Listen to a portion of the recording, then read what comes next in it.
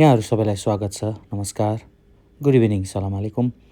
अहिले भने इफ्तारको समय सकिसके पछाडि सुक वाकिफ वरिपरि हामीले यो सुक वाकिफको अगाडि रहेको सानो चौरमा बसेर आफू तथा आफ्नो परिवार साथीभाइ सबैजना मिलेर बेलुकाको अब खाना खाने क्रम सुरु भएको छ। यही समयलाई घाम डुब्न लाग्दाखेरि यही आसपासका क्षेत्रहरूमा केही बेर हिँड्नको लागि म आज यहाँ आएको छु। यहाँहरू सबैलाई स्वागत छ तोरण बस्ने ब्लग्समा।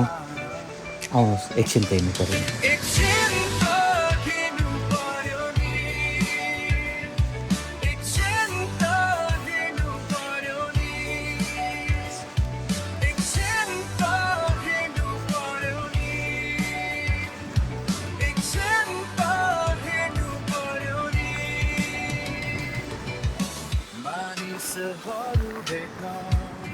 ठाउँहरू बुझ्न संस्कृतिलाई महसुस गर्न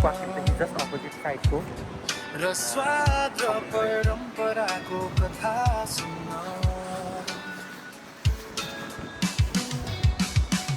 किनकि यात्रा भन्नाले सिर्फ जान होइन, एक अनुभूति हो। बाइकहरू पनि लिएर आएर सङ्घर्ष राखिरहेको छ।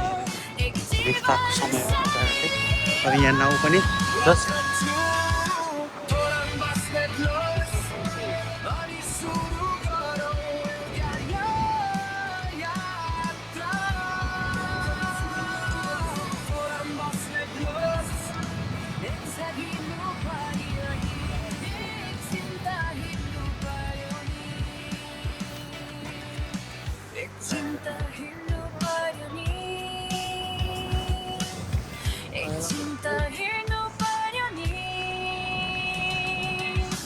मानिसहरू भेट्न, ठाउँहरू बुझ्न, संस्कृतिलाई महसुस गर्न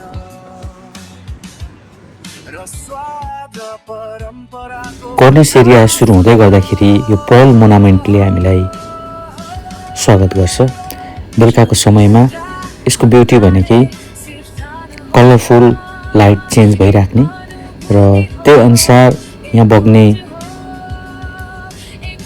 सिपीभित्रबाट जुन बगेर जान्छ पानी, त्यसको आवाज अनि मोतीको जुन एउटा सिम्बोलिक रूपमा राखिएको छ यहाँनिर, यसले मनमोहक दृश्य बनाउँछ। यहाँनिर यसबाट अगाडि पर रहेको कोस्टासम्मको यात्रा गर्नको लागि यो पल मोनामेन्टले यहाँबाट हामीलाई स्वागत गर्छ। अब यहाँबाट बिस्तारै कलरफुल यो चेन्ज भइरहेको यसको मोनामेन्टको यो दृश्यलाई अवलोकन गर्दै यहाँबाट हामी फेरि अगाडि बढ्नेछौँ।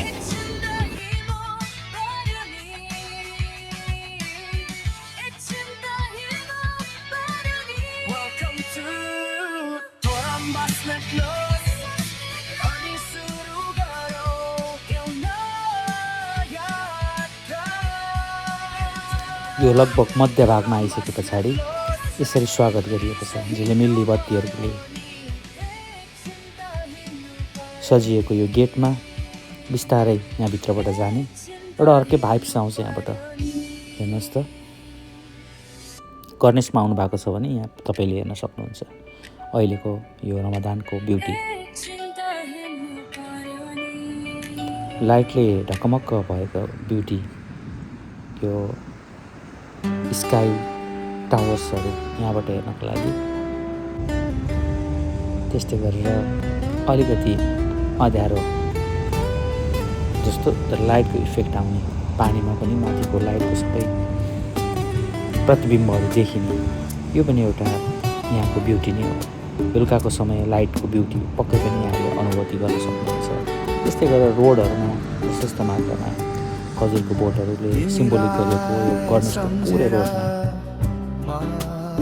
अब यसरी घुम्दै फर्केर आउँदै जाँदाखेरि चाहिँ यहाँनिर एउटा अत्यन्तै रमाइलो जुन कुरा हामी भिजिट कतार भनिरहेको छ त्यो चाहिँ सिम्बोलिक रूपमा यहाँ राखिएको छ। यति आकर्षक तरिकाले यसलाई लाइटिङ गरेर राखिएको छ, हेर्दाखेरि पनि मजा आउँछ। यहाँबाट पारिपट्टि देखिएको त्यो पुरा झिलिमिली भएको त्यो टावरहरू अहिले भर्खर पानीहरू लगाइराखेको छ यहाँ गार्डनमा। यसरी सबै कुराहरू यो बेलामा देख्दाखेरि मन पक्कै पनि जसको पनि आनन्दित हुन्छ। हेर्नुहोस् भिजिट गर्दा यहाँबाट सबै आगन्तुकहरूलाई कर्निसले पुरै स्वागत गरेको छ।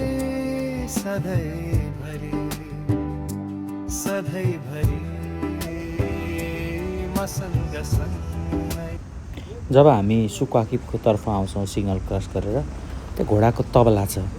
यहाँ विभिन्न आकर्षक घोडाहरू राख्ने तबला बनाइएको छ, घोडाहरू छ। फ्री रेन्जमा यहाँनिर बस्छन् बाहिर भनेदेखि भित्र फेरि उनीहरूको बस्ने त्यो घर देखिएको उतापट्टि भनेको चाहिँ उनीहरू भित्र बस्न। यसरी यहाँनिर मजलिस बनाइएको छ पर आएर बस्नको लागि।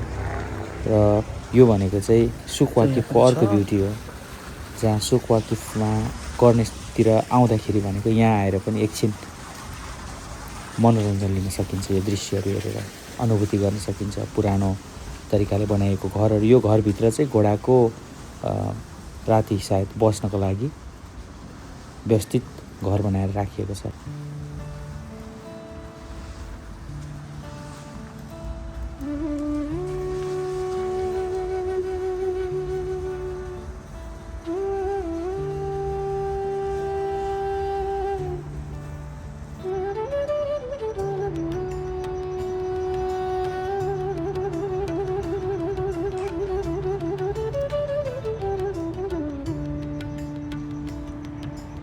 It's always good.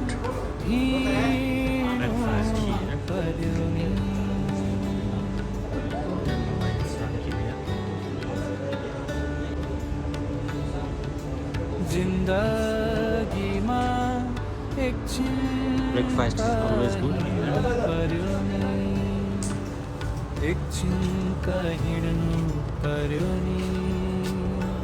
यसमा चाहिँ के छ आज भन्दाखेरि यो डोसा अनि यो मटनको ग्रेभी भयो, डोसा भयो केरलावाला, चिया, पानी।